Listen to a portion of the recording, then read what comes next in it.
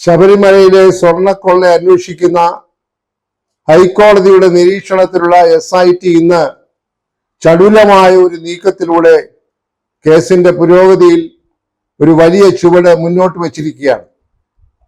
അത് മറ്റൊന്നുമല്ല, 2019 ദേവസ്വം ബോർഡ് അംഗമായിരുന്ന വിജയകുമാറിനെ ഇന്ന് കസ്റ്റഡിയിലെടുത്തിരിക്കുന്നു. നമ്മളെല്ലാവരും പ്രതീക്ഷിച്ചതായിട്ടുള്ള ഒരു അറസ്റ്റ് ആണ് ഇത് എന്ന് പറയാമെങ്കിൽ പോലും ഇതിനുണ്ടായ കാലതാമസം പല വിമർശനങ്ങൾക്കും ഇതിനോടകം വഴിവെച്ചിട്ടുണ്ട്. ബഹുമാനപ്പെട്ട ഹൈക്കോടതി പോലും SITയെ കുറിച്ച് വലിയ പരാമർശങ്ങളാണ് ഒരാഴ്ചയ്ക്ക് മുൻപ് നടത്തിയത്. SITയുടെ അന്വേഷണത്തിൽ തൃപ്തി ഇല്ല എന്ന മട്ടിൽ പറഞ്ഞും പറയാതെയും നിരീക്ഷണങ്ങൾ ബഹുമാനപ്പെട്ട ഹൈക്കോടതി നടത്തിയിട്ടുണ്ട്. തദ്ദേശ സ്വയംഭരണ തെരഞ്ഞെടുപ്പിന്റെ മൂർധന്യ ഘട്ടത്തിൽ ഏതാണ്ട് SIT നിർജീവമായിരുന്നു എന്ന് പോലും പറയാതെ പറഞ്ഞ നിരീക്ഷണങ്ങളാണ് ബഹുമാനപ്പെട്ട ഹൈക്കോടതി നടത്തിയത്. ബഹുമാനപ്പെട്ട ഹൈക്കോടതിയുടെ നിയന്ത്രണത്തിലുള്ള ഒരു അന്വേഷണ സമിതി എന്നതിനപ്പുറം ഈ അന്വേഷണ സമിതിയിലുള്ള ഉദ്യോഗസ്ഥന്മാരെല്ലാം തന്നെ കേരളത്തിന്റെ പിണറായി സർക്കാരിലെ ഉദ്യോഗസ്ഥന്മാരാണ്. സ്വാഭാവികമായി പ്രതിക്കൂട്ടിൽ നിൽക്കുന്ന ആളുകളെല്ലാം തന്നെ ഭരിക്കുന്ന കക്ഷിയുടെ CPMലെ മുൻനിര നേതാക്കന്മാരാണ്. അങ്ങനെയുള്ളപ്പോൾ സർക്കാരിന്റെ സമ്മർദ്ദം കൊണ്ടാണ് അന്വേഷണം മന്ദഗതിയിലായിരിക്കുന്നത് എന്ന് പൊതുസമൂഹം കരുതിയപ്പോഴാണ് ബഹുമാനപ്പെട്ട ഹൈക്കോടതി അതിന് സമാനമായിട്ടുള്ള നിരീക്ഷണങ്ങൾ നടത്തിയത്. അത് യഥാർത്ഥത്തിൽ സത്യമായിരുന്നു എന്ന് തെളിയിക്കത്തക്ക രീതിയിലാണ് കുറെ ദിവസങ്ങൾ SIT പ്രവർത്തിച്ചത് എന്ന ആക്ഷേപമുണ്ട്. SITയിലുള്ള വിശ്വാസ്യത പോലും നഷ്ടപ്പെട്ടു പോകുമോ എന്ന് ഭയന്ന ഒരു സമയത്താണ് ഇന്ന് ഒരു നിർണായകമായ അറസ്റ്റ് ഉണ്ടായിരിക്കുന്നത്. അത് ശ്രീ പത്മകുമാർ ദേവസ്വം ബോർഡ് പ്രസിഡന്റ് ആയിരുന്നപ്പോൾ അദ്ദേഹത്തോടൊപ്പം CPMന്റെ പ്രതിനിധിയായിരുന്ന ശ്രീ വിജയകുമാറിനെയാണ് ഇന്ന് അറസ്റ്റ് ചെയ്തിരിക്കുന്നത്. ബഹുമാനപ്പെട്ട ഹൈക്കോടതി തന്നെ ഒരു സന്ദർഭത്തിൽ ചോദിച്ചു, 2019 ബോർഡിന്റെ പ്രസിഡന്റ് ആയിരുന്ന P പത്മകുമാറിനെ അറസ്റ്റ് ചെയ്തപ്പോൾ എന്തുകൊണ്ട് കൂട്ടുത്തരവാദിത്വമുള്ള ബോർഡിലെ അംഗങ്ങളെ ചോദ്യം ചെയ്യുകയോ അറസ്റ്റ് ചെയ്യുകയോ ചെയ്യാതിരിക്കുന്നുവെന്ന്. അത് വലിയ വിവാദമായിരുന്നു. കാരണം ഈ പത്മകുമാറിനോടൊപ്പം രണ്ട് പാർട്ടികളുടെ പ്രതിനിധികളായി ബോർഡിൽ നിന്ന് 2 പേരാണ് വിജയകുമാറും ശങ്കരദാസും. ശങ്കരദാസ് CPIയുടെ പ്രതിനിധിയാണ്. ഇന്ന് അറസ്റ്റ് ചെയ്യപ്പെട്ട വിജയകുമാർ CPMന്റെ പ്രതിനിധിയാണ്. CPMന്റെ ജില്ലാ കമ്മിറ്റി അംഗവും മുൻ MLAയുമായ ശ്രീ പത്മകുമാർ ആഴ്ചകളായി ഇപ്പോൾ ജയിലിലാണ്. അതോടൊപ്പം തന്നെ അദ്ദേഹത്തെ പോലെ ദേവസ്വം ബോർഡിന്റെ മറ്റൊരു പ്രസിഡന്റായിരുന്ന വാസുവും ഇപ്പോൾ മാസങ്ങളായി ജയിലിലാണ്. അവിടെയൊക്കെ ഉയർന്നു വന്ന ചോദ്യം, കൂട്ടുത്തരവാദിത്വമുള്ള ബോർഡിലെ അംഗങ്ങളെ എന്തുകൊണ്ട് ഇതിൽ പ്രതിപട്ടികയിൽ പെടുത്തുകയും അവരെ കസ്റ്റഡിയിലെടുത്ത് ചോദ്യം ചെയ്യുകയും ചെയ്യാതിരിക്കുന്നുവെന്ന്. അതിനൊന്നും വ്യക്തമായ മറുപടി ഇല്ലാതിരിക്കുന്ന ഒരു ഘട്ടത്തിലും ആ വിഷയം പരക്കെ ചർച്ച ചെയ്യപ്പെടുന്ന ഒരു ഘട്ടത്തിലുമാണ് ഇന്ന് ഈ ഒരു അറസ്റ്റ് ഉണ്ടായിരിക്കുന്നത്. ഇതിൽ നിന്ന് പൊതുസമൂഹം ഇപ്പോൾ മനസ്സിലാക്കുന്നത് SIT ഉണർന്ന് പ്രവർത്തിക്കാൻ തുടങ്ങിയിരിക്കുന്നു. ഈ പ്രവർത്തനം ഗൗരവമായി മുന്നോട്ട് കൊണ്ടുപോകുമെങ്കിൽ ഇനിയും വലിയ വൻപൻ സ്രാവുകൾ വലയിൽ കുടുങ്ങാൻ പോവുകയാണ്. ഈ ബോർഡ് മാത്രമല്ല, അതിനുശേഷം വന്ന ബോർഡിന് ഇതിന് ഉത്തരവാദിത്തമുണ്ട്. അവിടെ നടന്ന കൊള്ളയ്ക്കെല്ലാം അവരും പരോക്ഷമായി കൂട്ടുനിന്നിട്ടുണ്ട്. അന്ന് അധികാരത്തിലിരുന്ന ദേവസ്വം വകുപ്പിന്റെ ചുമതലയുള്ള മന്ത്രിമാർക്ക് ഉത്തരവാദിത്തമുണ്ട്. അങ്ങനെ നിരവധി ആളുകൾ ഈ വലയിൽ ഉൾപ്പെടാൻ പോകുമെങ്കിൽ അത് തള്ളിക്കളയാനായി സാധ്യമല്ല. അന്വേഷണം സത്യസന്ധമായി പോകും എന്ന് പൊതുസമൂഹം ധരിക്കാൻ തീർച്ചയായും നിർബന്ധിതരാകും. അങ്ങനെ നിർബന്ധിതരാകാതെ തന്നെ ഈ സ്പെഷ്യൽ ഇൻവെസ്റ്റിഗേഷൻ ടീം സത്യസന്ധമായി രാഷ്ട്രീയ സമ്മർദ്ദത്തിന് വഴങ്ങാതെ ഈ കൊള്ളയെക്കുറിച്ചുള്ള അന്വേഷണം നീതിപരമായി നീതിയുക്തമായി മുന്നോട്ട് കൊണ്ടുപോകുമെങ്കിൽ ഇതിന്റെ തുമ്പ് കുറച്ചെങ്കിലും കണ്ടെത്താൻ കഴിയുമെന്ന് വേണം കരുതാൻ. ഇപ്പോൾ തന്നെ അന്വേഷണം ഒരു തരത്തിലും ഒരിടത്തും എത്തിയെന്ന് പറയാറായിട്ടില്ല. നഷ്ടപ്പെട്ട കോടിക്കണക്കിന് രൂപയുടെ സ്വർണം യാതൊരു കാരണവശാലും അതേ പടിയിൽ തിരിച്ചു കിട്ടാനുള്ള സാധ്യത വളരെ വിരളമാണ്. അത് രൂപമാറ്റം വരുത്തി പല കൈകളിലായി മറിഞ്ഞിരിക്കുന്നു. ഒരുപക്ഷെ കടലുകൾ കടന്ന് അക്കരെയും പോയിരിക്കുന്നു എന്ന് വേണം കരുതാൻ. അതുപോലെ തന്നെ വളരെ വിലപിടിപ്പുള്ള പഞ്ചലോഹ വിഗ്രഹങ്ങളൊക്കെ എവിടേക്ക് പോയി എന്നുള്ളതിന് യാതൊരു തുമ്പും ഇന്നും അന്വേഷണ കമ്മീഷന് കണ്ടെത്താനായി സാധിച്ചിട്ടില്ല. ഇവിടെ തമിഴ്നാട്ടിലൊക്കെ പോയി ഡിണ്ടിഗൽ എന്ന് പറയുന്ന സ്ഥലത്ത് ഡി മണി എന്ന് പറയുന്ന ഒരാളിനെ അയാൾ പറയുന്നു, ഞാൻ ഡി മണിയല്ല, ഞാൻ MS മണിയാണ്. അങ്ങനെയൊക്കെ ചുറ്റിക്കറഞ്ഞുകൊണ്ടിരിക്കുന്നതേ ഉള്ളൂ അന്വേഷണം, ഒരിടത്തും എത്തിയിട്ടില്ല.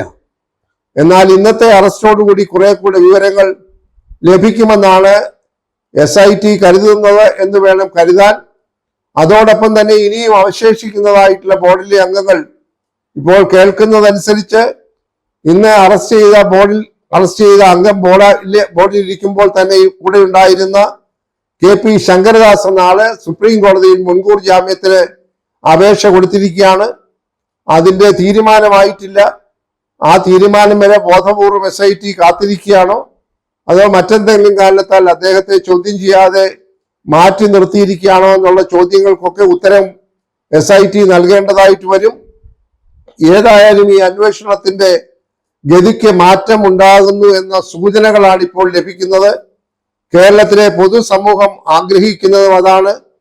ഭഗവാന്റെ സ്വർണം കട്ടുകൊണ്ടുപോയവരെ നിയമത്തിന്റെ മുൻപിൽ എത്രയും വേഗം കൊണ്ടുവരണം. ആവുന്നത്ര വേഗത്തിൽ ഈ സ്വർണം തിരിച്ചെടുക്കാൻ നടപടികൾ സ്വീകരിക്കണം. വേണ്ടി വന്നാൽ കേന്ദ്ര അന്വേഷണ ഏജൻസികളുടെ സഹായം തേടണം. വളരെ ഗൗരവമായി ഉത്തരവാദിത്ത ബോധമുള്ള സീനിയർ ഉദ്യോഗസ്ഥന്മാർ കൂട്ടായി അന്വേഷണത്തിന്റെ ഗതി പരിശോധിക്കുകയും കാലാനുസൃതമായ മാറ്റങ്ങൾ വരുത്തുകയും വേണം. ഒരു ഉണ്ണികൃഷ്ണൻ പോറ്റിയെ ചുറ്റിപ്പറ്റി അന്വേഷണങ്ങൾ കൊണ്ടുപോകുന്നത് കൊണ്ട് പ്രയോജനമില്ല. അതിന്റെ പേരിൽ ചില ഫോട്ടോ വിവാദങ്ങൾ ഉണ്ടാക്കി ജനങ്ങളുടെ ശ്രദ്ധ മാറ്റുന്നത് ബോധപൂർവം പല ഏജൻസികൾ ചെയ്യുന്നുണ്ട്. അതൊന്നും ബാധിക്കാത്ത തരത്തിൽ SIT സത്യസന്ധമായി ഗൗരവത്തോടുകൂടി അന്വേഷണം മുന്നോട്ട് കൊണ്ടുപോകണമെന്നാണ് കേരളത്തിലെ പൊതുസമൂഹം മാത്രമല്ല കോടിക്കണക്കിനുള്ള ഈശ്വര ഭക്തന്മാർ, ശബരിമല അയ്യപ്പന്റെ ഭക്തന്മാർ ആഗ്രഹിക്കുന്നത്. അതിനകത്ത് രാഷ്ട്രീയ കളി നടത്താൻ ഭരണത്തിന്റെ അധികാരം ഉപയോഗിച്ചുകൊണ്ട്, ധാർഷ്ട്യം ഉപയോഗിച്ചുകൊണ്ട്, ഏകാധിപത്യ സ്വഭാവം വെളിയിൽ കാണിച്ചുകൊണ്ട് ഇടപെടാൻ പാടില്ല എന്നതാണ് ഏറ്റവും പ്രധാനമായിട്ടുള്ള സംഗതി. അങ്ങനെ ഇടപെട്ട് കഴിഞ്ഞാൽ ഇനി ഒരിക്കലും കേരളത്തിലെ പൊതുസമൂഹം അതിന് മാപ്പ് കൊടുക്കുകയില്ല. ഈശ്വര വിശ്വാസികൾ മാപ്പ് കൊടുക്കുകയില്ല. ഇപ്പോൾ തന്നെ ഇടതുപക്ഷ ജനാധിപത്യ മുന്നണിയുടെ കരണത്ത് പൊതുജനം അടിച്ചു കഴിഞ്ഞിരിക്കുന്നു. തദ്ദേശ സ്വയംഭരണ തെരഞ്ഞെടുപ്പിലുണ്ടായ ദയനീയമായ പരാജയം ഈ ശബരിമല കൊള്ളയുമായി ബന്ധപ്പെട്ട് നിൽക്കുന്നു എന്നത് തിരിച്ചറിയുന്നില്ല എന്നുണ്ടെങ്കിൽ കേരള യാത്ര നടത്തിയോ ലഘുലേഖകൾ വിതരണം ചെയ്തോ 100-200 രൂപ പെൻഷനായി വീട്ടിൽ കൊണ്ടു കൊടുത്തോ കാര്യങ്ങൾ മാറ്റിയെടുക്കാമെന്ന് വിചാരിച്ചാൽ അത് വെറും ബുദ്ധിമോശമായിരിക്കും. പൊതുസമൂഹത്തെ കബളിപ്പിക്കുന്ന ഏർപ്പാടുകൾ അവസാനിപ്പിക്കണം.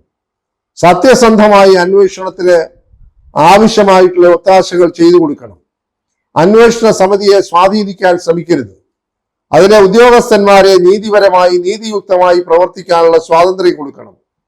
രാഷ്ട്രീയമായ വിലപേശലിന് ഇടം കൊടുക്കരുത്. യഥാർത്ഥ കുറ്റവാളികളെ നിയമത്തിന് മുമ്പിൽ കൊണ്ടുവരണം. ഇവിടെ പ്രസക്തമായ മറ്റൊരു ചോദ്യം കൂടിയുണ്ട്.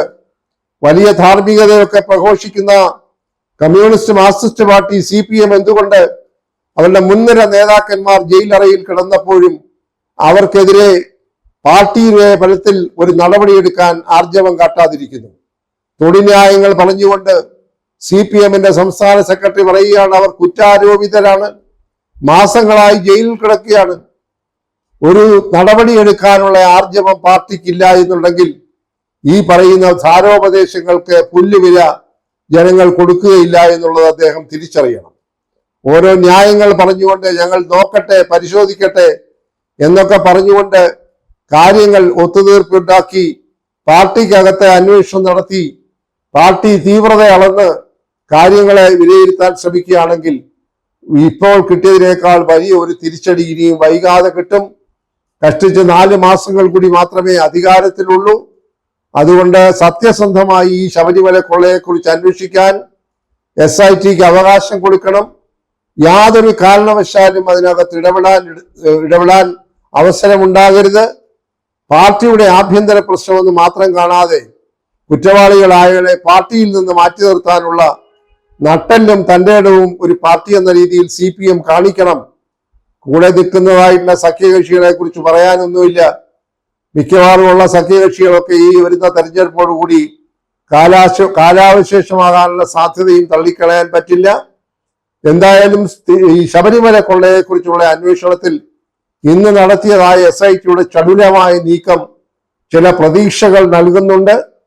ഇനിയും തുടർന്നും ഇതിനകത്ത് ബന്ധപ്പെട്ട ആളുകളെ വൈകാതെ കസ്റ്റഡിയിലെടുക്കണം.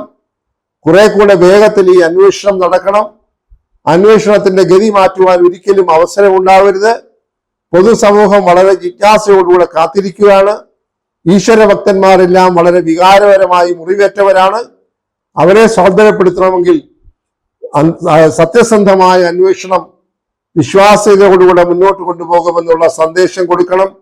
അതിനായിരിക്കണം SIT ഇനിയും വരും ദിവസങ്ങളിൽ ജാഗ്രത കാട്ടേണ്ടതും ശ്രദ്ധയോടുകൂടെ നീങ്ങേണ്ടതും എന്നുള്ളതാണ് പൊതുസമൂഹം ആഗ്രഹിക്കുന്നതും അഭിലഷണീയമായിട്ടുള്ളത്.